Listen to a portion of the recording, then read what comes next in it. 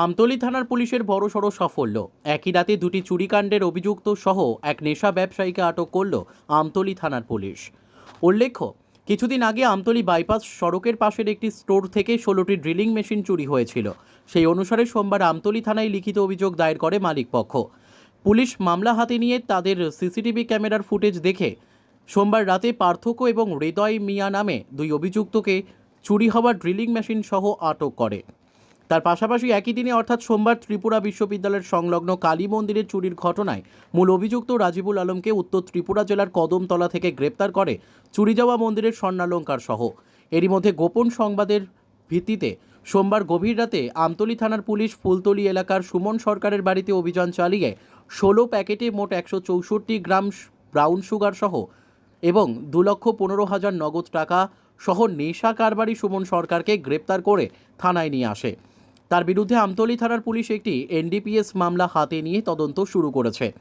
আমতলী থানার ওসি রঞ্জিত দেবনাথ জানিয়েছেন, উদ্ধারকৃত নেশা সামগ্রীগুলির কালোবাজারি মূল্য আনুমানিক 7 থেকে 8 লক্ষ টাকা। জানা গেছে, ধৃত নেশা কারবারি সুমন সরকারকে মঙ্গলবার আদালতে প্রেরণ করা হবে। তবে এই ক্ষেত্রে বলা যেতে পারে আমতলী থানার ওসি রঞ্জিত দেবনাথ সহ থানার অন্যান্য পুলিশ আধিকারিকদের একটি বড় সাফল্য। দিনে আমরা একটা গোপন যে সোর্সের ভিত্তিতে আমরা খবর পেয়েছি এবং এসবি থেকে আমরা একটা খবর পেয়ে আমরা রাত্র প্রায় 2টা নাগাদ আমরা একটা ফুলতলিতে আমরা করেছি যে সুমন সরকারের বাড়িতে রেড করেছি। রেড করার পরে আমরা টোটাল এমন 16টা পাউচ 16টা পাউচ, যেটার মধ্যে টোটাল 164 গ্রাম ব্রাউন সুগার রয়েছে, 16টা ব্রাউন সুগার পাউচ এবং 2,15,000 টাকা আমরা উদ্ধার করতে পেরেছি এবং তাকেও আমরা গ্রেপ্তার করেছি।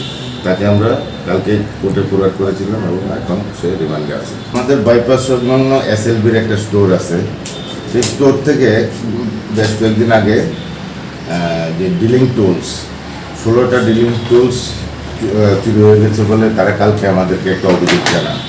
সেই অভিযোগ মূলে আমরা ভিজিট করি এবং তাদের থেকে আমরা একটা সিসি ক্যামেরা ফুটেজ নেই। এই সিসি ক্যামেরা ফুটেজে সেটা ছিল যে কে বা কারা চুরি করেছে, কিন্তু সিসি ক্যামেরাতে তেমন পরিষ্কার ছিল না। তবুও আমাদের সাসপেক্ট অনুযায়ী আমরা সোর্স লাগাই এবং সেই সোর্স অনুযায়ী আমরা দুজনকে গ্রেপ্তার করি এবং তাদের কাছ থেকে আমরা টোটাল 40 লক্ষ টাকার dealing tools SLB dealing tools আমরা উদ্ধার করতে পেরেছি সূর্যনগর কালী মন্দিরে। সেটা অনেক আগে থেকে তদন্ত চলছে। আমরা এর আগেও 3 জনকে অ্যারেস্ট করেছিলাম। আজকে আমরা মুখ্য যে আসামি তাকে আমরা আজকে তুলতে পেরেছি, যে রাজিবুল আলম, তার বাড়ি কদমতলাতে। সে পুরাই স্বীকার করেছে যে কীভাবে চুরি করেছে এবং তার থেকে আমরা কিছু সামগ্রী আমরা উদ্ধার করতে পেরেছি। Bureau report, news daily Bharat.